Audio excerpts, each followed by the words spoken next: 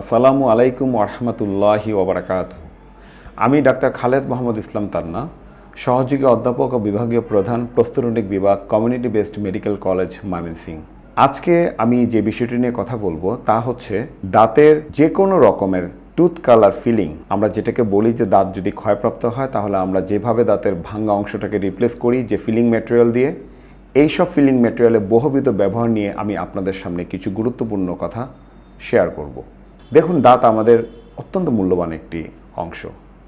এটা আমাদের মুখের ভিতরে শুধুমাত্র আমাদের সৌন্দর্য বর্ধনের জন্য দাঁতের অবস্থান তা নয়, প্রতিটি দাঁতে তার নিজস্ব কিছু কাজ আছে।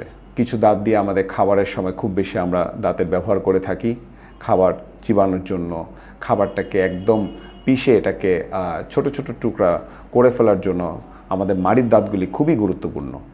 সামনের দাঁতগুলো যেগুলি আছে সেগুলি দিয়ে হয়তো আমাদের খাবারের সময় আমরা ওরকমভাবে আমরা হয়তো ব্যবহার করি না, হয়তো আমাদের কোনো খাবার ছিঁড়ে নিয়ে আসা, কর্তন, ছেদন, এইসব বিষয়ের সামনে কিছু দাঁত আছে যাতে কিছু কাজ আছে। বিষয়টা হচ্ছে যে দাঁতে যখন কোনো ধরনের কোনো ক্ষতি হয় তখন দাঁতের উপরের আবরণ, যেটাকে আমরা এনামেল বলে থাকি, সচরাচর আমরা এনামেলটাকেই কিন্তু আমরা নষ্ট হতে দেখি। আমরা খেয়াল করেছি যে প্রাপ্তবয়স্ক অবস্থায় যখন কোনো রুগী আমাদের কাছে আসে যার বয়স 18, 19 অথবা 20, এই এইজে যে পেশেন্টটা আমাদের কাছে আসছে তার দাঁতের আকৃতি প্রকৃতি তার জন্মের পর হইতে যেভাবে আল্লাহ তাআলা আমাদেরকে দিয়ে থাকেন, যত সুন্দর একটা স্ট্রাকচার আছে দাঁতের, সেখানে আমাদের কিছু বিষয় নিয়ে একটু বলতেই হয় যে বিষয়গুলো অনেক সময় দেখা যায় যে সময়ের সাথে আমাদের দাঁতে এগুলি আমরা পাই না। যেমন আমরা যদি বলি যে আমরা এই যে একটা দাঁত আপনি দেখতে পাচ্ছেন, এই দাঁতটি কিন্তু একটা পিছনের দাঁতের একটি রেপ্লিকা।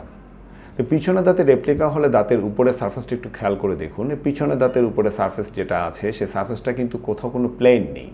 এটা তার আমাদের জন্মগতভাবেই আল্লাহ তাআলা তৈরি যখন করেছেন তখনই দাঁতের মধ্যে কিছু ক্রিজ দিয়েছেন। এগুলিকে আমরা পিটস, ফিশার, আমরা বিভিন্ন ডেন্টাল টার্মে সেগুলিকে আমরা মিনিং করি। আমি একটি কথা সবসময় বলি, যখন আমার শ্রোতাবৃন্দকে আমি কিছু বুঝাতে চাই, আমি চাই যে এটা একদম ওভারঅল বোঝার বিষয়টা হচ্ছে এরকম যেন আপনি বুঝতে পারেন যে আসলে আপনার ক্ষতিগ্রস্ত অংশ কোনটা। আমি বলেছি যে দাঁতে যখন কোনো ক্ষতি হয় বা দাঁতে যদি কোনো ধরনের কোনো ক্যারিজ হয় অথবা দাঁত যদি ক্ষয়প্রাপ্ত হয় তাহলে দাঁতের উপরের আবরণটা সবার আগে ক্ষতিগ্রস্ত হয়, সেটাকে আমরা এনামেল বলি। এনামেল ক্ষতিগ্রস্ত হলে আমরা খেয়াল করতে পারি যে দাঁতটা হয়তো ক্ষয়প্রাপ্ত হয়েছে, দাঁতের যেই আবরণটা যেরকম থাকার কথা সেরকম নেই। সেটা অনেক সময় যেটা দেখা যায় যে এখানে কিছু দেখা যাচ্ছে যে উপরের আবরণটা টোটালি ফ্ল্যাট হয়ে যাচ্ছে। তাহলে বিষয়টা আপনাকে বুঝতেই হবে যে দাঁতের এনামেল সারফেসটা ক্ষয়প্রাপ্ত।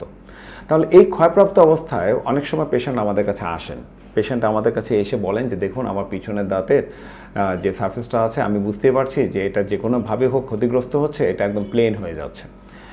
তা আমি কি কমপ্লেনটা নিয়ে আসেন? বলে যে আমার দাঁতে শিরশির করে। এই ধরনের ক্ষেত্র বিশেষে তখন কিন্তু আমরা তাকে বিভিন্ন ধরনের ইনভেস্টিগেশন করার পর যদি দেখে থাকি যে না শুধুমাত্র এটা ক্ষয়ের সাথে সম্পর্কযুক্ত, তাহলে কিন্তু তখন আমরা তাকে একটি কথা বলেছি, দেখুন আপনি এই দাঁতটার জন্য তেমন কিছু করার দরকার নেই, জাস্ট আপনি কালার ম্যাচিং ফিলিং। আমি কিন্তু দেখুন একদম শুরুতেই বলেছি যে কালার ম্যাচিং ফিলিং, আমি কিন্তু অন্য কোনো ফিলিংয়ের কথা মুখ দিয়ে আনিই নি। আমি আমার শ্রোতাবৃন্দকে একটা কথা বলবো, যদি কালার ম্যাচিং ফিলিং ছাড়া অন্য কোনো ফিলিংয়ের কথাটা বলেন, আজ থেকে 5-6 বছর আগে সেটাকে একটা মেটালিক ফিলিং ছিল যেটা আমাদের দেশে বহুবিধ ব্যবহার হতো। কিন্তু বর্তমান সরকার এই সময়ের মধ্যে যে বিষয়টি আমাদেরকে এনশিওর করেছেন যে ওই মেটালিক ফিলিং এখন বাংলাদেশের কোথাও ব্যবহার করা যাবে না। নিশ্চয় তাহলে আপনারা বুঝতে পেরেছেন মেটালিক ফিলিংয়ের ব্যবহার টোটালি এটাকে নিষিদ্ধ করে দেওয়া হয়েছে। কেন করা হয়েছে সেটা আমি একটু আপনাকে বলে দিই। মেটালিক ফিলিং যেটা করা হতো তার মধ্যে পারদের উপস্থিতি ছিল। পারদ হচ্ছে একটি তরল একটি ধাতু। সেই পারদের উপস্থিতি আমাদের মুখের ভিতরে নানাবিধ সমস্যা তৈরি করে এবং বেশিরভাগ ক্ষেত্রে আমাদের মা বোন যারা প্রসূতি অথবা গর্ভবতী অথবা আমরা যে দুগ্ধ পোষ্য যাদের বাচ্চা আছে এই ধরনের মানুষগুলোর ক্ষেত্রে কিন্তু এই ধরনের মেটালিক ফিলিং যদি তাকে করে দেওয়া হয় কোনো পেশেন্টের কোনো প্রয়োজনে, তাহলে এটা কিন্তু শরীরের জন্য একটা ক্ষতি অবশ্যই তার বয়ে নিয়ে যেতে পারে। সেজন্য বর্তমান সরকার এই মেটালিক ফিলিং টোটালি আমাদেরকে নিষিদ্ধ করে দিয়েছেন এবং বলেছেন যে এই ফিলিংয়ের ব্যবহার করা যাবে না। তাহলে কি করা হবে? এখন আমরা যেটা করছি সেটা হচ্ছে যে পিছনের দাঁত যেটা বললাম যে দাঁত ক্ষয়প্রাপ্ত হয়েছে সেখানেও কিন্তু আমরা বলছি যে আপনি টুথ কালার ম্যাচিং, বাংলায় যেটা হচ্ছে দাঁতের কালারের সাথে ম্যাচ করে আপনি ফিলিং করতে পারেন। দাঁতের কালারের সাথে ম্যাচ করে ফিলিং করার ক্ষেত্রে যদি আপনাদের কোনো কোশ্চেনটা এরকম থাকে যে এই ফিলিংটা কি তাহলে আগের যে মেটালিক ফিলিং ছিল বা যে ফিলিংটা অনেক হার্ড হয়, শক্ত হয়, তাহলে কি এই ফিলিংটাও কি এইরকম শক্ত হবে? Common question. আমি আজকে দ্বিতীয় প্রোগ্রামে আমি মানে এই পেশেন্ট বা রুগী বা যারা শ্রোতা আছেন তাদের কিছু কোশ্চেন বেসড আমি অ্যান্সারটা দিতে চাচ্ছি। যে এটা মনে রাখবেন যে এখন আমরা যে ধরনের মেটালিক ফিলিং ছাড়া যে ধরনের আমাদের দাঁতের কালারের ফিলিং যেগুলিকে আমরা কম্পোজিট বলি, কম্পোজিট ফিলিং ম্যাটেরিয়াল, সেই কম্পোজিট ফিলিং ম্যাটেরিয়ালগুলি তার যে হার্ডনেস, দ্যাট মিনস তাকে আমরা ল্যাবরেটরি টেস্ট করে তার যে হার্ডনেসটা টেস্ট করি, সেই হার্ডনেস টেস্ট করে আমরা দেখতে পেয়েছি যে তারা মেটাল যতটুকু হার্ডনেস ক্যারি করে, একটা মেটালিক ফিলিং যতটুকু হার্ডনেস ক্যারি করছে, ওই কম্পোজিট ফিলিং সেও ততটুকু হার্ডনেস ক্যারি করতে পারে। যেমন আমরা হাইব্রিড কম্পোজিটের কথা বলতে পারি। এই কম্পোজিটগুলো আমরা পিছনের দাঁতে আমরা র্যান্ডমলি এখন রেজিস্টার্ড দন্ত চিকিৎসক, আমি আবারও বলছি যে আমি কখনই কিন্তু আমি গত প্রোগ্রামও বলেছি যে যে কোনো কাজ আমি কখনই বলি না যে এটা রেজিস্টার্ড দন্ত চিকিৎসক ব্যতীত কারোর হাতে সেটা হোক, এবং এটা হতে পারে না, এটা আইনত দণ্ডনীয় অপরাধ। রেজিস্টার্ড দন্ত চিকিৎসকগণ আপনাকে অবশ্যই একটি দাঁতের কালারের ফিলিং, একটা পিছনে হোক সামনে হোক, ফিলিংয়ের যেই উপস্থিতি আমাদের দেশে এখন আছে, বিশ্ববিখ্যাত কোম্পানিগুলি আমাদের দেশে এখন এই ফিলিং ম্যাটেরিয়ালসগুলিকে আমদানি করছে। আমরা এখন বাংলাদেশে বসে ইউরোপ, আমেরিকা, জাপান, ইভেন আমরা এমনও আছে যে আমরা পার্শ্ববর্তী দেশ যেটা আছে তারাও খুব ভালো ভালো কিছু ফিলিং তারাও প্রডিউস করছে। কিন্তু সব ক্ষেত্রে আমরা একটা কথাই বলবো যে আমরা কিন্তু আমাদের যে আধুনিক ডেন্টিস্ট্রি যে বিষয়টা বলি, গত 10 বছরে যে রেভলিউশন আসছে, সেটা শুধুমাত্র পেশেন্টকে আমরা ডক্টর হয়ে ভালো চিকিৎসা দিচ্ছি শুধু তাই নয়, আমাদের প্রত্যেকটি এক গুণগত মানের যেসব দন্ত চিকিৎসায় আমাদের ব্যবহার হয়, যে ধরনের ফিলিং ম্যাটেরিয়াল, তারপরে হচ্ছে রিপ্লেসমেন্ট করার জন্য যে ইমপ্লান্ট আমি গত বলেছি, এগুলি এখন একদম আমি বলবো যে একদম সহজ হয়ে গিয়েছে, সহজেই আমাদের দেশে এগুলি ঢুকছে। তাহলে আমাদের দেশের জনগণ তার যে একটা মানে অ্যাওয়ারনেস, এটা এত ভালো তৈরি হয়েছে, সেজন্য আমরাও বাইরের বিভিন্ন দেশের ভালো ভালো ম্যাটেরিয়ালসকে আমরা ইজিলি কিন্তু দেশে আমরা ইন্ট্রোডিউস করতে পারছি। যেমন ধরেন আমি একটা এক্সাম্পল একটা দিই। আমি ব্যক্তিগতভাবে আমি কিছু ফিলিং আমি ব্যবহার করি, যেমন আমি কিছু ফিলিং ম্যাটেরিয়াল আমি ব্যবহার করি। তো অনেকে একটা কোশ্চেন করেন যে আমরা যে ফিলিং ব্যবহার করি বা আমাদের ডেন্টালে যেসব প্রোডাক্ট ব্যবহার হয়, সেসব প্রোডাক্টগুলি দেখার পরে হয়তো আমাদের যে চার্জ বা যেটা বরাবর হয় যে একটা ফিলিংয়ে কত কস্ট হতে পারে। হ্যাঁ, এটা আমি যেমন গত প্রোগ্রামে দেখেছি যে আমাকে বেশিরভাগ দর্শক আমাকে ফোন করেছেন যে স্যার ইমপ্লান্টের কস্ট কত। হ্যাঁ, আমি আপনাদের সাথে একমত, আমি ইমপ্লান্টের কস্ট আপনাকে জানাতে আগ্রহী। তার সাথে কিন্তু আমাকে এটাও জানতে হয় যে আসলে আপনাকে আমি কী ধরনের ইমপ্লান্টটা আমি দিব। তো যাই হোক, যারা আমাকে ব্যক্তিগতভাবে আমাকে প্রশ্ন করেছেন, আমাকে ফোন দিয়েছেন, তাদেরকে আমি ডিটেলিং বলেছি। আজকে যেমন দেখুন, আমি ফিলিংয়ের বিষয়ে একটা কথা বলি যে এখন যদি পিছনের দাঁতে এই ধরনের তার কোনো প্রবলেম নিয়ে পেশেন্ট আসছে, যেটা শুধুমাত্র একটা ফিলিং করেই তাকে সার্ভাইভ করা যায়, তখন অনেকেই বলে যে ফিলিং তাহলে আমি যদি করি এটা কেমন হবে, কতদিন ফিলিংটা টিকবে, কেমন একটা টাকা খরচ হবে। তা আমরা যখন স্বাভাবিকভাবে আমরা যখন একটু বলি যে কোনো একটা ফিলিং যদি আপনি একটি দাঁতের কালারের ফিলিং পিছনের দাঁতে করতে চান, এটি প্রকারভেদে ডক্টরদের যে দক্ষতা থাকে তার উপর একটা নির্ভরশীল। যেমন আমার 13-14 বছরের এক্সপিরিয়েন্স, সেটা যদি আমি আমার ক্লিনিক্যাল প্র্যাকটিসে যদি আমি সেটাকে ইমপ্লিমেন্টেশন করতে চাই, তাহলে আমি দেখেছি এখন আমার একটা পেশেন্টকে আমি উইদিন পিছনের দাঁতের জন্য 5,000 to 8,000, হ্যাঁ, আমি একদম যেটা আপনাকে সরাসরি বলে দিচ্ছি যে 5,000 থেকে 8,000 টাকার মধ্যে আমি কিন্তু একটি টাকা নির্ধারণ করি মোটামুটি একটা দাঁতে ফিলিং করার জন্য। এবং এই ফিলিংটা করার জন্য আমি তাহলে কী ধরনের ফিলিং ম্যাটেরিয়ালস চুজ করছি। যেমন এই যে আমি হাতে ফিলিং ম্যাটেরিয়ালস নিয়েছি, এটা কিন্তু আমি কোনো কোম্পানিকে আমি কোনো ব্র্যান্ডিং করছি না, জাস্ট আমি আপনাদেরকে এটা জানাতে চাচ্ছি যে অনেকেই বলে যে একটা ফিলিং ম্যাটেরিয়াল, এটা এতটুকু একটা কন্টেন্ট, এগুলির প্রাইস আপনারা যখন কিনে নিয়ে আসেন এগুলির দামটা কেমন হয় বা কেমন পড়ে। তারপরে হচ্ছে যে একটা ফিলিং করতে গেলে শুধু একটা ম্যাটেরিয়ালে কাজ হচ্ছে, এটা শুধু ম্যাটেরিয়ালটা দিয়ে দিলে হয়ে যায়, আর তেমনই বা কেমন কি আপনাদের খরচ। দেখুন, ডেন্টিস্ট্রি আমাদের দেশে আমরা যেভাবে জনগণের দোরগোড়ায় পৌঁছে দিচ্ছি এবং পৌঁছে দিতে গিয়ে আমরা যেইভাবে স্যাক্রিফাইস করছি, বিশেষ করে এই গত 10-15 বছরে আপনাদেরকে জানাতে বাধ্য হচ্ছি যে উন্নত দেশের এই ধরনের ডেন্টাল ম্যাটেরিয়ালগুলি আমরা বাংলাদেশে নিয়ে এসে আমরা আগে জনগণের সাথে পরিচয় করানোর চেষ্টা করছি। এখনও কিন্তু আমরা সেইভাবে কিন্তু আমরা তাদের যেই একটা খরচ যেটা আমরা করি, আবার আমরা যে ইনকাম করছি আপনাদের ফিলিংটা করার পর যেটা আসছে তার সাথে কিন্তু আমরা ওভাবে সামঞ্জস্য রাখতে পারছি না। আজকে আমি শ্রোতাদেরকে একটি কথা বলবো, আপনারা সবাই কিন্তু যে কোনো একটা চিকিৎসা নিতে গেলে বলেন যে আমার চিকিৎসাটা একদম পারফেক্ট হতে হবে। কারণ আমরা দেখেছি আপনি যেখানে চিকিৎসাটা নেন, আপনি উপজেলাতে, জেলাতে অথবা বিভাগীয় শহরে, আপনি কোনো হাসপাতালে, কোনো ব্যক্তিগত চেম্বার, যেখানে চিকিৎসা নেন, আপনার একটা প্রশ্নই থাকে যে আমি আমার পারফেক্ট ট্রিটমেন্টটা পাবো। তো পারফেক্ট ট্রিটমেন্টটা যদি পেতে হয় তাহলে আপনাকে পারফেক্টলি কিন্তু আপনাকে ডক্টর চুজ করতে হবে। দেন আপনাকে ডক্টরস যে আপনার ম্যাটেরিয়ালস যে ইউজ করবে তার উপরেও কিন্তু আপনাকে বিশ্বাস রাখতে হবে এবং আপনাকে কিছুটা জানতে হবে। তা আমরা যে এইসব ফিলিং ম্যাটেরিয়ালগুলি ব্যবহার করছি, যেগুলো আমরা জাপান থেকে আমরা ক্যারিও করতে পারি, এগুলি কিন্তু আমাদেরকে অনেক টাকা দিয়ে বাই করতে হয় এবং এগুলি কন্টেন্ট খুব কম থাকে। আমরা এই ধরনের একটা টিউবের যে ফিলিংটা দেখতে পাচ্ছেন, আমরা লাইক ইজ অনলি 10 to 12 পিপলকে হয়তো আমরা ফিলিংটা আমরা প্রোভাইড করতে পারি। এই ফিলিংটা প্রোভাইড করার আগে আমি একটু বলে নিচ্ছি, আপনি দেখবেন যে আমরা একটা ফিলিং করার আগে নর্মালি আগে যেটা দেখেছি হয়তো 5 to 10 মিনিটস একটা টাইম এক্সপেন্স হচ্ছে একটা পেশেন্টের পিছনে, নাহলে বড়জন নাহলে 20 মিনিটস 30 মিনিটস।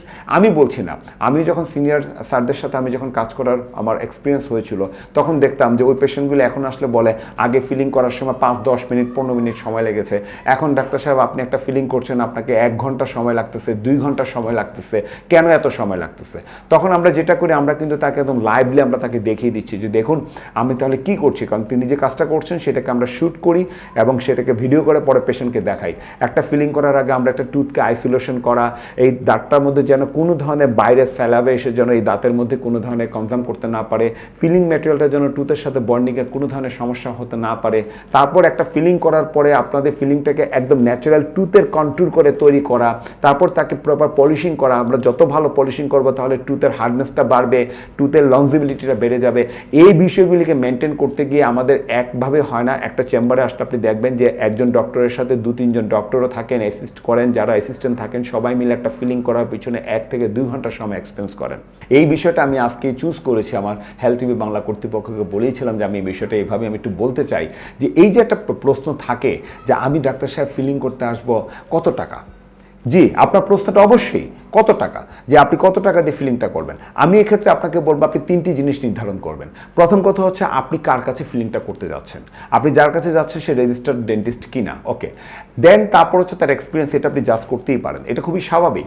আমি আমার যে মিডল এজে 40 এজে আমি আমার যে প্রফেসরশিপ আমি মেনটেন করছি, আমার সিনিয়র যিনি 10-12 ইয়ার্স 15 ইয়ার্স সিনিয়র আছেন, I admire him or her, আমি আমার স্যারকেও অ্যাডমায়ার করি, কারণ তার এক্সপিরিয়েন্স অনুযায়ী তিনি অনেক সিনিয়র, তিনি হয়তো আমার থেকে আরও ভালোভাবে একটা জিনিস শুনে এটাকে করতে পারবেন। দেন আবার বিষয়টা হচ্ছে যে আমরা জুনিয়রদেরকে কিন্তু আমরা এই এক্সপিরিয়েন্স থেকেও তাদেরকে কিন্তু আমরা আরও একটু মোটিভেটেড করি। কিভাবে করি? কারণ এখনকার সমসাময়িক আমরা যে অবস্থানটা দেখতে পাচ্ছি যে আমরা আমাদের জুনিয়রদেরকে নলেজটা দেওয়াতে তারা কিন্তু আরও প্রপারলি, যেটা আমরা আগে আমাদের পাইনি, এখন তারা আরও ভালোভাবে কিন্তু সামনে এগিয়ে আসছে এবং তারা আরও মনোযোগ দিয়ে এবং আরও পেশেন্টকে আরও অনেক বেশি তারা স্ট্রং একটা গিভ অ্যান্ড টেকের মাধ্যমে তারা পেশেন্টকে কিন্তু ভালো ট্রিটমেন্ট তারা দিচ্ছে। তাহলে সব কিছু কিন্তু নির্ভর করছে যে একজন ডক্টর তার ডেডিকেশন দিয়ে আপনাকে কাজটা করে দিবে কিনা, এইটা আপনি আগে চুজ করে নেবেন। It's up to you. Number 2, আপনি পিছনের দাঁত হোক সামনের দাঁত হোক, দাঁতে যে কোনো রকমের ক্ষয়প্রাপ্ত হতে পারে। দাঁত ক্ষয়প্রাপ্ত হওয়ার অনেক কারণ আছে, আমি এই কারণগুলি নিয়ে আসলে কথা বলতে চাচ্ছি না, আমি অ্যাক্টিভ ফেজে কথা বলছি। দাঁত ক্ষয় হয়ে গেছে, দাঁতে ক্যারিজ হয়ে গেছে, কিন্তু যে ক্যারিজটা অলরেডি ফিলিংয়ের মাধ্যমে এটাকে রিপ্লেস করা পসিবল, তাহলে আপনি ডক্টরের কাছে যান। ডক্টরের কাছে যাওয়ার পরে আপনার এত অরিড হওয়ার কোনো প্রয়োজন নেই, আপনি ওখানে যান, আপনি কিছু এক্সরে আছে যেটা চেম্বারই করতে পারবেন, পেডিপিক্যাল এক্সরে অথবা আরবিজি, আপনি এক্সরে করে দেখা যাবে যে দাঁতের কোন পোর্শনে আপনার ক্যারিজটা আছে। এইখানে যদি একটু খেয়াল করে দেখেন দাঁতের এই পোর্শনে ক্যারিজ আছে, আপনারা দেখতে পাচ্ছেন এই পোর্শনে ক্যারিজ, এই পোর্শনে ক্যারিজ, এবং দেখেন যেই ক্যারিজটা এখন দাঁতে পাল্পে টাচ করে নাই, তাহলে আমার উপরের অংশ যেটা আছে সেটা এনামেলে হোক ডেন্টিনে হোক, আমি অবশ্যই ফিলিং করে দাঁতটাকে রাখতে পারবো, অবশ্যই রাখতে পারবো। এতে কোনো ধরনের কোনো প্রশ্নের অবকাশ নেই যে দাঁতটা রাখা যাবে কি যাবে না, যাবে। ইভেন আমরা এমন অবস্থা হয় যে এই যে পাল্প দেখতে পাচ্ছেন রেড পোর্শনটা, এই রেড পোর্শনের উপরেও যদি আমাদের ক্যারিজের কোনো একটা উপস্থিতি থাকে, আমরা সেখানেও কিন্তু আমাদের এখন এমন ম্যাটেরিয়ালস, পৃথিবী বিখ্যাত কোম্পানিগুলি আমাদের যে ম্যাটেরিয়ালগুলি নিয়ে আসছে, যেমন আমরা বলি লাইকেজ আমরা এখন এখন যেমন এমটিএ একটা ম্যাটেরিয়াল বলি, বাট এমটিএ কি? এমটিএটা হচ্ছে আসলে কি আমাদের যে টুথের গঠনতান্ত্রিক দিক থেকে আমাদের যে বলা হয় যে আমরা যেটাকে বলি যে আমাদের ফসফেটের যে উপস্থিতিটা আছে, আমাদের টুথের মিনারেল পার্টে ফসফেট আছে, ক্যালসিয়াম আছে, আমরা কিন্তু এগুলিকে এখন আর্টিফিশিয়ালি আমরা পাউডার ফর্মে কিন্তু আমরা এই ধরনের মিনারেলগুলিকে আমরা পাই, এবং এই মিনারেলগুলিকে কিন্তু আলটিমেটলি আমাদের টুথের যে পোর্শনটা নষ্ট হয়ে গেছে সেই পোর্শনের আমরা রিপ্লেসমেন্ট ম্যাটেরিয়াল হিসেবে সেটাকে ব্যবহার করতে পারি। এবং আমি নিজেই খুব আসলে মানে উচ্ছ্বসিত, কারণ আমি হয়তো একজন ডাক্তার হতে পারি, কিন্তু দাঁতের রোগী হিসাবে আমি নিজেই আজ থেকে 16 বছর ধরে আমি দাঁতের রোগী হিসেবে আমি নিজে আছি। আমি নিজে আমার দাঁতের চিকিৎসা করার ক্ষেত্রে আমি কিন্তু এই ধরনের ম্যাটেরিয়ালগুলির বহুবিধ ব্যবহারের সাক্ষী। ইভেন আপনারা যদি একটু ফলো করে দেখেন আমার অ্যান্টেরিয়র টিথ বা সামনে যে দাঁত আছে, হয়তো আপনাদের সামনে শ্রোতাদের সামনে আমি একটু বলতে চাই যে অনেকেই বলে যে ডাক্তার আপনাদের কি কোনো দাঁতের সমস্যা হয় না? আমার তো নিজেরই সমস্যা আছে। আমার সামনে দুটো দাঁত, এখানে অনেক একটা স্পেস ছিল, অনেক স্পেস ছিল, যে স্পেসটা স্থায়ীভাবে দাঁতের যে গ্যাপ ফিল আপ করার যে ট্রিটমেন্টটা সেটাকে বল অর্থোডন্টিক ট্রিটমেন্ট। স্থায়ীভাবে হচ্ছে আপনারা অনেকেই খেয়াল করে দেখবেন ব্রেস সিস্টেমের মাধ্যমে, যারা অনেক গার্ডিয়ান আছেন যারা বাচ্চাদেরকে স্কুল কলেজে নিয়ে গেলে দেখবেন অনেক বাচ্চাদের মুখে ব্রেস আছে, জিজ্ঞেস করলে বলে যে তার দাঁতগুলি আঁকাবাঁকা আছে, সেটাকে সোজা করছে। আর সেখানে শুধু দাঁত সোজা হয় না, টোটালি দাঁতের সাথে ফেসিয়াল স্কেলেটনটাও পরিবর্তন চলে আসে। এটা হচ্ছে স্থায়ীভাবে আঁকাবাঁকা দাঁতের চিকিৎসা। কিন্তু কিছু কিছু ক্ষেত্র আছে যেখানে স্থায়ীভাবে আঁকাবাঁকা দাঁতের চিকিৎসা হয়তো অনেক সময় রুগীও নিতে চান না, অথবা রুগী হয়তো টাকাটা বেয়ার করতে পারেন না।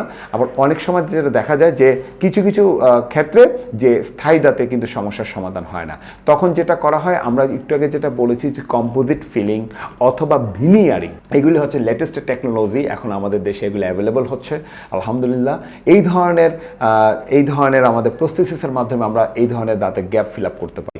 ইভেন আমার এই অ্যান্টেরিয়র যে সামনে দুটো সেন্ট্রাল ইনসাইজার আছে তার মধ্যে আমার জন্মগতভাবেই আমার এই গ্যাপ নিয়ে আমি আমার অ্যাডাল্ট টিথ মানে বর্ন হয়েছিল, বা অ্যাডাল্ট টিথ এটা আমি আমার লাইকেস যখন আমাদের পার্মানেন্ট টিথ যখন ইরাপশন হয় 6-7 ইয়ার্স, আমি 10 ইয়ার্স থেকে আমি সেটা ফিল করেছি। তারপর আমি যে এই যে গ্যাপটা ফিল আপ করে রেখেছি, এই গ্যাপটা ফিল আপ করার জন্য কিন্তু আমাকে কম্পোজিট ফিলিংয়ের মাধ্যমে সেটা করতে হয়েছে। এবং আমি এই ক্ষেত্রে কম্পোজিট ফিলিং যখন করেছি, আজ থেকে এটা 10 বছর আগে, আমি আমার যে জুনিয়র কলিগের কাছে গিয়েছিলাম, তিনি আমাকে যেটা করে দিয়েছিলেন, তখন আমি কিন্তু পেশেন্ট হিসেবে আমার প্রথম প্রশ্নটাই ছিল যে আমি আপনার কাছে এসেছি, আমি কিন্তু একটা ভালো ম্যাটেরিয়ালের ইউজ আপনার চাই।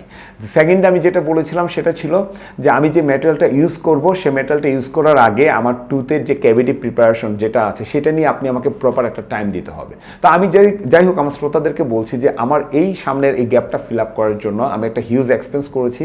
আর এটা যদি আমি বলি নিই, তখন আমি লাইকেস 25,000 টাকা আমি পে করেছি আমার ডক্টরকে, এবং আমাকে সময় নেওয়া হয়েছিল 2.5 আওয়ার্স। আমি 2.5 ঘন্টা সময় দিয়ে আমি একটা দাঁতের আমি গ্যাপ ফিল আপ করেছি।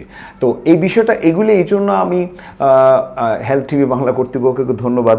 আমি সবসময় কথাগুলো এইভাবে বলতে চাই যে এগুলি আসলে আপনাদের প্রশ্ন উত্তর তার থেকে বেশি ইম্পর্টেন্ট হচ্ছে অনেক সময় আপনাদের এই জিজ্ঞেসগুলি থাকে, আমি ফিলিং কেন করব, কখন করব। আমি আবারও বলেছি, দাঁতে সামান্য থেকে গুরুতর যে রকম ধরনের দাঁতে ক্ষতিগ্রস্ত হওয়ার সম্ভাবনা থাকে না কেন, যদি আপনার দাঁতের এই যে পাল্প যেটাকে বলে, এই পাল্প যদি ইনভলভ না হয়, এই পাল্প ইনভলভমেন্ট নাই, এর উপরে আপনার দাঁতের যত ধরনের ক্ষতিগ্রস্ত অংশ থাকুক সেটা আপনি খুব সহজেই আপনি বিশ্ববিখ্যাত কোম্পানির যে ফিলিংগুলি এখন বাংলাদেশে অ্যাভেলেবল আছে, যেগুলি দাঁতে কালার ম্যাচ করবে, দাঁতের যেই পোর্শনটা যতটুকু তার লোড নেওয়ার ক্যাপাসিটি, দ্যাট মিনস মাস্টিকেটরি লোড নিবে পিছনের দাঁত, সেটাও আপনার ফিলিং নিতে পারবে। অ্যান্টিওটিতে সৌন্দর্য কি বলবো, সেটা বলার অপেক্ষা রাখে না। আপনার হাসি ফিরিয়ে দেওয়া হচ্ছে আমাদের মূল লক্ষ্য। আমরা আপনাদের হাসি ফিরিয়ে দিতে চাই, কারণ আমরা একটা জিনিস খেয়াল করে দেখেছি যে এখন যে বিষয়গুলো আমাদের কাছে যখন জনগণ আসে, দাঁতের চিকিৎসাটা শুধুমাত্র তার প্রয়োজনের মধ্যেই পড়ছে তা না, আমরা কিন্তু সেটাকে ট্রান্সফরমেশন একটা কথা বলি। দ্যাট মিনস আমরা যখন একটা ট্রিটমেন্ট করি, আমরা বলি যে একটা ট্রিটমেন্ট করছি, জাস্ট আপনাকে একটা রিপ্লেসমেন্ট একটা কিছু করে দিচ্ছি, কিন্তু এখন আমরা রিপ্লেসমেন্ট বলছি না, আমরা বলি ট্রান্সফরমেশন। দ্যাট মিনস আপনার স্মাইলিং জোন, আপনার ফেসের যতটুকু আপনার ক্যাপাবিলিটি ফর অ্যাট্রাকশন আদার্স সেটাকে কিন্তু আমরা অল্টার করে দিচ্ছি। এটা শুধু আপনার সৌন্দর্য তা নয়, আপনি যদি চাকরিজীবী হয়ে থাকেন, আপনি যদি ব্যবসায়ী হয়ে থাকেন, আপনি যদি আপনার যদি প্রফেশন বেসড কিছু হয়ে থাকেন, তাহলে আপনার সৌন্দর্যটা, দাঁতের সৌন্দর্য শুধুমাত্র হাসলেই সুন্দর দেখাবে তা না। আপনার কথা বলা, আপনার প্রোনাউন্সিয়েশন, ইভেন আমি এই বিষয়টা আপনাদেরকে আজকে একটু শেয়ার করি। শ্রোতাবৃন্দ অনেকে একটা প্রশ্ন করেন, আমি সামনের দাঁতে গ্যাপ থাকলে আমি এত টাকা খরচ করে কেন ফিলিং করব? আপনি কি খেয়াল করেছেন যে আপনি যে কিছু কথা বলছেন, আপনার কথার যে ভার্বাল যে অ্যাপিয়ারেন্স, সেখানে আপনার কিছু প্রবলেম হচ্ছে? আমি সেটা ফিল করি, কারণ আমার যখন তাতে গ্যাপ ছিল, আমি যখন অ্যাজ বিং এ প্রফেশনালিস্ট হয়ে যখন আমি মানুষের সামনে কথা বলতাম, আমি কিছু কিছু স্পেলিং ছিল, আমি এই ওয়ার্ডগুলি কিন্তু যেখানে কিছু কিছু ওয়ার্ডের আমি প্রপার তার প্রনাউন্সিয়েশন আমার রেকর্ড হতো না। তো যখন আমি তাতে গ্যাপটা ফিল আপ করে নিলাম, তখন কিন্তু আমি আমার সেই হারানো আমার যেটা ন্যাচারাল যে ভয়েস অ্যাপিয়ারেন্স সেটা আমি ফিরে পেলাম। তো এই বিষয়টা খুবই গুরুত্বপূর্ণ। সামনের দাঁতে যদি কখনো আপনাদের দাঁতে কোনো ফাঁকা থাকে, তাহলে ফাঁকাটা বন্ধ করে নেওয়ার জন্য আপনি চাইলে স্থায়ীভাবে চিকিৎসা করুন। স্থায়ী চিকিৎসা, অনেকে একটা কথা বলে যে আমার বয়স 30, 35, 40 হয়ে গেছে, কিন্তু আমি আগে চিকিৎসা করিনি, দাঁতের মধ্যে ফাঁকা রয়েই গিয়েছে, এখন কি আমি পার্মানেন্ট বা স্থায়ীভাবে কি অর্থোডন্টিক ট্রিটমেন্ট করতে পারবো? এটা অবশ্যই আপনাকে কিছু পরীক্ষার উপরে নির্ভর করবে। আপনি পরীক্ষা করবেন এবং কিছু এক্সরে এগুলি আছে, সেফালোমেট্রি আছে, সেগুলি করবেন। এখন স্কেলেটনের উপরও এখন চাইলে আমরা অনেক কিছু করতে পারি, আমাদের সিটি স্ক্যান করে আমরা স্কেলেটাল অ্যাপিয়ারেন্সটা দেখতে পারি। এগুলি করার পরে একটা অভিজ্ঞ অর্থোডন্টিস্টের মাধ্যমে আপনি এই সমস্যার সমাধানটা করতে পারবেন। তো আমি আপনাদেরকে ফিলিংয়ের বিষয়ে যেটা বলেছি, আমি খুব অল্পতেই যেটা বলতে চাচ্ছি যে এখন দাঁতের যে কোনো রকম দাঁত ক্ষয়প্রাপ্ত যদি হয়ে থাকে, যে কোনো মাধ্যমে হোক, সেটা যদি আপনার দাঁতের ভিতরে যেখানে আপনার রক্ত নালী আছে, যেখানে আপনার স্নায়ুতন্ত্র আছে, সেটা যদি স্পর্শ না করে, তাহলে আপনি অবশ্যই ফিলিং করে একটা দাঁতকে প্রিজার্ভ করতে পারবেন। এবং বয়সের ক্ষেত্রে যদি কেউ বলেন যে বয়সটা কবে থেকে শুরু হবে, বয়সটা একদম ছোট বাচ্চারা, ইভেন যেসব বাচ্চাদের মুখে এখনো দুধের দাঁত রয়ে আছে, দুধের দাঁত, আপনি বাচ্চাদের মুখে দুধের দাঁত আছে, অনেকেই ভাবেন দুধের দাঁত তো পড়ে যাবে, আমি দুধের দাঁতে ফিলিং করবো কেন? আচ্ছা, আমাকে একটি কথা বলুন, জন্মগতভাবে দুধের যে 20টি দাঁত আসে, পরবর্তীতে একটা সাডেন টাইমে 20টি দাঁত পরে আরও নতুন 20টি দাঁত হবে এবং তার সাথে আরও 12টি নতুন দাঁত গজিয়ে টোটাল 32টা দাঁত হবে। আল্লাহ তাআলা কি আপনার 20টি দাঁত আপনাকে 6 মাস বয়স হতে যে মুখের মধ্যে আনছে, সেটি কি একই সময় কি নিয়ে আসে? আবার একই সময় কি সব দাঁত ফেলে দিতে হয়? অবশ্যই না। প্রিয় শ্রোতারা, এখানে যারা বাবা মা আছেন, যাদের ছোট ছোট বাচ্চা আছে, আমি নিজেও একজন বাবা, আমি জানি যে আমার সন্তানের ক্ষেত্রে আমাকে কী ধরনের সতর্কতা একটা অবলম্বন করতে হয়। যে বাচ্চাদের মুখে যখনই আপনি দেখবেন যে বাচ্চার মুখে দাঁতের উপরে কোনো দাগ পড়ে গিয়েছে, কিন্তু আপনি এটাকে নিজে জাহির করতে যাবেন না যে দাগটা কি এটা এমন যে এটাকে ঘষা দিলে উঠে গেল। অনেক বাবা মা আছেন বলেন এটা দাগ হয়েছে, এটা এখানে জাস্ট একটু ঘষা দিলে উঠে যাবে। অনুরোধ করছি, বিষয়টা এইভাবে নেবেন না। একটু আপনার নিকটবর্তী রেজিস্টার্ড দন্ত চিকিৎসকের শরণাপন্ন হন। তিনি একটু চেক করে দেখুক এটা আসলে কি এটা কোনো একটা দাগ নাকি এটা ক্যারিজ। কারণ আমি আমার এক্সপিরিয়েন্সে যেটা বলছি বা আমার একাডেমিক এক্সপিরিয়েন্স যেটা আমাকে বলছে, সেখানে এটা ক্যারিজের উপস্থিতিটাই বেশি। ক্যারিজ মানে হচ্ছে কে করছে, অনেকে বলে ডেন্টাল ক্যারিজ বা দাঁতের পোকা। দেখুন, এইসব কথা বলে লাভ নেই, কারণ আমরা হেলথ টিভি প্রোগ্রামে আমরা যারা আসছি, আমাদের কর্তৃপক্ষ বলছেন যে স্যার, জনগণ এখন অনেক বেশি আসলে আপ টু ডেট, আপনাদের প্রশ্ন এখন অনেক আধুনিক, আমরা খুবই উচ্ছ্বসিত যে আপনারা দন্ত চিকিৎসা সম্বন্ধে এখন সবাই খুব বেশি জানার আগ্রহটা রাখেন। দেখুন, দাঁতে যে ক্যারিজ করে সেটা ব্যাকটেরিয়া করে। এই ব্যাকটেরিয়া মুখের ভিতরেই আছে, সে তার অপরচুনিস্টিক, বাংলায় হচ্ছে যে সুযোগ সন্ধানী। আপনার মুখের ভিতরে আর্দ্র অবস্থানে অনেক ব্যাকটেরিয়া বসবাস করছে, কোনো ক্ষতি আপনাকে করছে না। কিন্তু যখনই আপনি অনিয়ম করবেন, ঠিকভাবে দাঁত ব্রাশ করবেন না, অথবা দাঁতের ফাঁকে খাবার জমে আছে সেটা ডেন্টাল ফ্লসের মাধ্যমে পরিষ্কার করবেন না, আপনার বাচ্চা, দুধের বাচ্চা আপনার ব্রেস্ট ফিড করছে, বোতলে দুধ খাচ্ছে, খাওয়ার পরে ঘুমিয়ে যাচ্ছে, আমরাও কিন্তু বাচ্চাকে আরামে ভাবছি ঘুমাচ্ছে, কিন্তু বাচ্চার মুখের ভিতরে কি হচ্ছে একবার ভেবে দেখেছেন? এই দুধের অবশিষ্ট অংশ দাঁতের যেখানে লেগে থাকে সেটা ল্যাকটোজেন, আপনারা বাচ্চাদেরকে ল্যাকটোজেন খাওয়ান, ল্যাকটোজেনগুলি তখন এই ল্যাকটিক অ্যাসিড ওখান থেকে নিঃসৃত হয়, আর ব্যাকটেরিয়াগুলি ল্যাকটিক অ্যাসিডের মাধ্যমে ফার্মেন্টেশন করে। এই জন্য আমি একটা রিকোয়েস্ট করবো যে বাচ্চাদের যখন রাতের বেলা আপনারা যদি কোনো কারণে বাচ্চা যদি দুধ খাওয়ার পরবর্তীতে ঘুমিয়ে যায়, অবশ্যই আপনারা যেটা করবেন, ফিঙ্গার ব্রাশ পাওয়া যায়, ফিঙ্গার ব্রাশ কিনে নেবেন। ফিঙ্গার ব্রাশ দিয়ে দাঁতের যে উপরের সারফেসগুলি আছে, এই সারফেসগুলি, যেমন এটা কিন্তু একটা বাচ্চাদের দাঁতের মডেল, এখানে যেটা করতে হয় যে এই যে সারফেসগুলি আছে, এই যে আপনারা দেখতে পাচ্ছেন একটা বাচ্চাদের দাঁতে ক্যারিজের একটা নমুনা দেখা যাচ্ছে, ব্ল্যাক হয়ে আছে। এটা তো কোনোভাবেই আমাদের এটা অ্যাকসেপ্টেবল না। আমরা কখনোই চাই না আমাদের বাচ্চারা এই ধরনের সমস্যা আসুক। তো আমরা যেটা বলেছি যে রাতে দুগ্ধ খাওয়ার পরে বা মানে দুগ্ধ জাতীয় খাবার খাওয়ার পরে বাচ্চাদেরকে নর্মালি যেটা করবেন, ছোট বাচ্চা হলে ফিঙ্গার ব্রাশ পাওয়া যায়, সেটা দিয়ে অবশ্যই দাঁতের সারফেসগুলিকে ওয়াশ করে দিবেন। আবার যেসব শ্রোতারা আছেন যে মা বোনেরা যদি চিন্তা করেন যে এইটা কোথায় পাবো, তাহলে একটা ভালো পদ্ধতি হচ্ছে লিলেন কাপড় যেটা আছে, লিলেন কাপড়, এটা একদম খুব স্টেরাইল করে নেবেন, ছোট্ট একটু লিলেন কাপড়ের টুকরা নেবেন, যে এটা শুধু বাচ্চার মুখেই আপনি ব্যবহার করবেন, আঙ্গুলে পেঁচাবেন, দাঁতের উপরে সারফেসে ভালোভাবে ঘষে দিবেন। এই সামান্য একটি জিনিস করে দেখুন, দেখুন আপনার বাচ্চার দাঁতেও সমস্যা হবে না। আর অপুষ্টিজনিত কারণ, এই যে বাচ্চাদের অপুষ্টিজনিত কারণ, আপনারা যখন পেডিয়াট্রিক সার্জন বা যারা শিশু বিশেষজ্ঞদের কাছে যান, তারা বরাবর কিন্তু একটি কথা বলে যে বাচ্চার অপুষ্টি হওয়ার কারণটা কি। এই যে বাচ্চার লাগাতার পেটে অসুখ লেগে থাকে, কৃমির মাধ্যমে হোক, বিভিন্ন ধরনের তার ডায়রিয়া, ডিসেন্ট্রি। দেখুন, মুখের মধ্যে যে দাঁতের অবস্থান থাকে, বাচ্চাকালে আপনি যে কার্বোহাইড্রেট বাচ্চাকে খাওয়াচ্ছেন, সে কার্বোহাইড্রেট বাচ্চা যেটা মুখে চাবায়, দাঁতের মাধ্যমে যেটা প্রেষণ করে, তখন মুখের মধ্যে আবার লালার গ্রন্থি থাকে। সেই লালার গ্রন্থির মধ্যে একটা এনজাইম আছে, সেই এনজাইমটা কি করে, ওই খাবারটাকে মুখের ভিতরে যদি দাঁত ভালোভাবে প্রেষণ করে, তাহলে ওই এনজাইমটা খাবারটাকে একদম এটাকে নরম করে ফেলে। তারপর সে বাচ্চা গিলতে খুব আরাম পায়, দেখবেন বাচ্চা ইজিলি খাবারটা গিলতে পারে। এই যে দাঁতের উপস্থিতির মাধ্যমে বাচ্চা যে খাবারটাকে চাবিয়ে খাচ্ছে, এতেই কিন্তু তার ওই কার্বোহাইড্রেটের যেটা পেটে আমরা বলি না যে পেটে গেলে সেটা আপনার ওখানে এটা কি হচ্ছে, হজম হচ্ছে, মুখে কিন্তু তার 50% হজমটা হয়ে যাচ্ছে। তাহলে একটি বাচ্চা সুস্থ, তাহলে আপনি কিভাবে বুঝতে পারবেন সে বাচ্চা ভালোভাবে খাবে, সে বাচ্চা সব কিছু চাবিয়ে খাবে, দাঁতের ব্যবহার করবে। আর বাচ্চাদের ক্ষেত্রে যদি দাঁতে এই ধরনের ক্যারিজ থাকে, কিন্তু আপনি এই ফিলিংয়ের মাধ্যমে ক্যারিজ ফিল আপ করছেন না, এই বাচ্চাকে আপনি যত ভালো খাবারই খান না কেন, বাচ্চারা কিন্তু ব্যথা সহ্য করতে পারে। বাচ্চারা, বৃদ্ধরা দেখবেন ব্যথা সহ্য করতে পারে, তার ব্যথা হলেও সে কিন্তু আপনাকে এত অ্যাওয়ারনেস দিবে না। যখন মাড়ি ফুলে যাবে তখন হয়তো আপনাকে বলবে যে আমি এখন খেতে পারছি না। আদারওয়াইজ দাঁতে ক্যারিজ আছে, বাচ্চা কিন্তু এই ক্যারিজ নিয়ে কিন্তু বাচ্চা খাওয়ার চেষ্টা করে। আপনি জোর করছেন, বাচ্চা অল্প খাবে, বেশি খাবে না, বাচ্চাকে মারতে হয়, পিটতে হয়, খাচ্ছে না, বাচ্চা মুখে খাবার রেখে দেয়, বাচ্চা খাবার চাবায় না, পারলে আপনি পানি দিয়ে খাবারটা গিলিয়ে দিচ্ছেন। আমি আজকে কিন্তু এই কথাগুলি বলতে বাধ্যই হচ্ছে যে ডেন্টাল ক্যারিজ, এই বাচ্চাদের জন্য ডেন্টাল ক্যারিজের ট্রিটমেন্ট যদি আমরা এই ধরনের কসমেটিক ফিলিং দিয়ে যদি আমরা করতে পারতাম, বা এটা যদি সবাই এই বিষয়টা যদি অ্যাওয়ারনেসটা নিয়ে নিত, তাহলে আমি আশা করি যে আমাদের কিন্তু অপুষ্টির হারটা অনেক কমে যেত।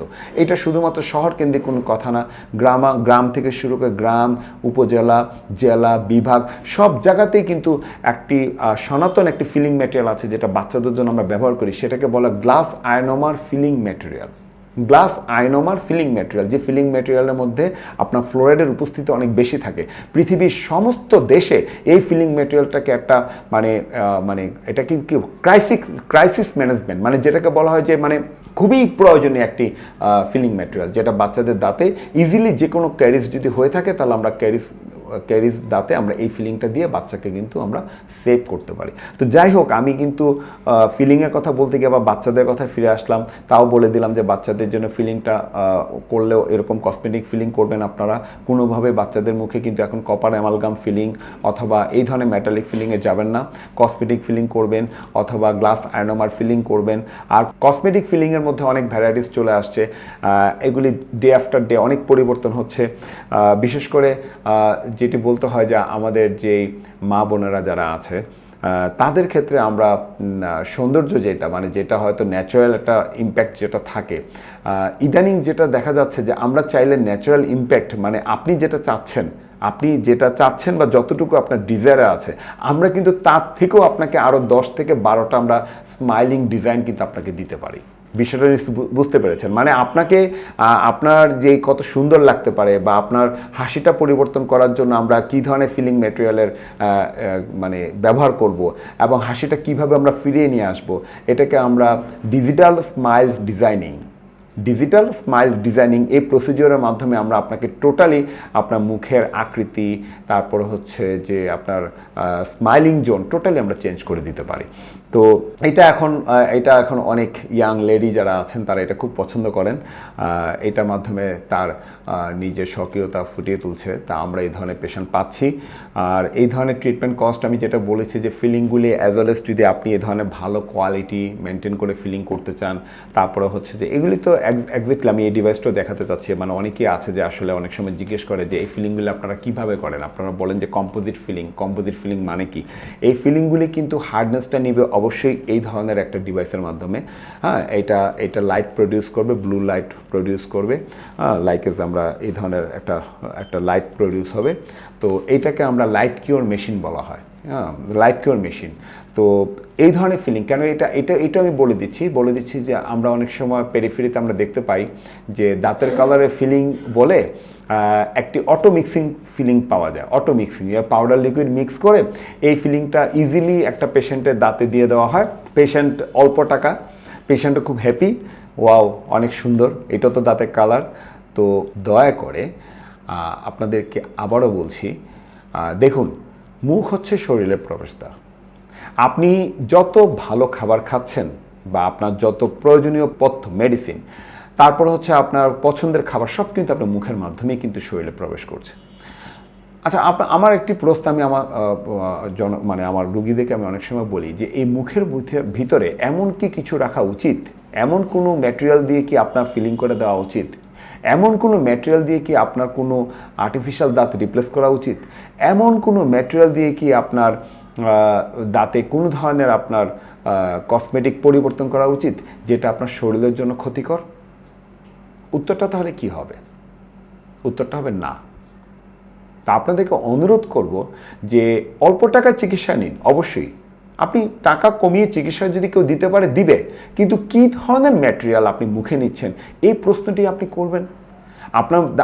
আপনাদের অনেকেই একটা বিষয় আমরা দেখি, যখন আমরা হাসপাতালে আমাদের চাকরিতে আমরা থাকি, ওখানে যেহেতু অনেক ধরনের পেশেন্ট আসে, এইসব ফিলিংয়ের ক্ষেত্রে অনেক সময় বলে যে আমাকে তো এই ধরনের ফিলিং করে দিয়েছে, আমি আমার যেই কর্মস্থলে আছি community based medical college Churkhai Mymensingh, তো ওখানে যখন আমি দেখি অনেকেই এসে বলে যে ঠিক আছে আমাকে তো ফিলিংটা করে দিয়েছে ডাক্তার সাহেব, আমি কিন্তু ব্যথা পাচ্ছি না, আমার কোনো ব্যথা হচ্ছে না, আমি ভালো আছি। তো ব্যথা হচ্ছে না, ভালো আছি, তাহলে আপনি কেন আমার কাছে এসছেন? আপনার কাছে আসার উদ্দেশ্যটা হচ্ছে যে আসলে কি, যে দাঁতে ফিলিংটা করেছে এটা ব্যথা হচ্ছে না, তবে খাবারের সময় আমার এই পাশ দিয়ে আমি খেতে পারি না, চাপ দিলে ব্যথা করে। তাহলে আপনি কিন্তু আমাকে প্রপারলি আমাকে কিন্তু আপনি কিছু বলছেন না, বলছেন ব্যথা করছে না, আবার বলছেন খাবারের সময় চাপ দিলে ব্যথা করে।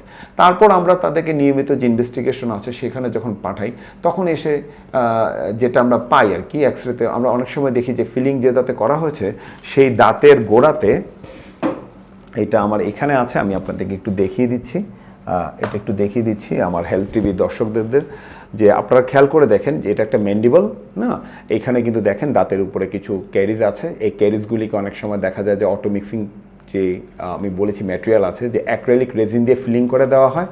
আর ফিলিং করার পরবর্তীতে কী হয় সেটা একটু দেখুন। আপনারা এখানে খেয়াল করে দেখতে পাচ্ছেন যে দাঁতের নিচে অ্যাপেক্সে দেখুন এখানে কিছু একটা মার্কিং, একটা ইয়েলোশ মার্কিং, এবং আরেকটা জায়গাতে একটা ব্ল্যাক একটা মার্কিং দেখা যাচ্ছে। এটা কি? এটা এক ধরনের এগুলি একটা ইনফেকশন, পেরিএপিক্যাল ইনফেকশন, যেটা দাঁতের নিচে এটা তৈরি হয়েছে, এবং এটা তৈরি হওয়ার জন্য কিন্তু আলটিমেটলি ওই ক্যারিজটা দায়ী, এবং ক্যারিজটাকে প্রপারলি রিমুভ করা হয়নি। রিমুভ না করে সে কী করেছে, আপনাকে অল্প দামের ম্যাটেরিয়াল দিয়ে সে ফিলিংটা করে দিয়েছে, আলটিমেটলি কিন্তু আপনি এই ধরনের সমস্যা আপনি ভুগে গেছেন।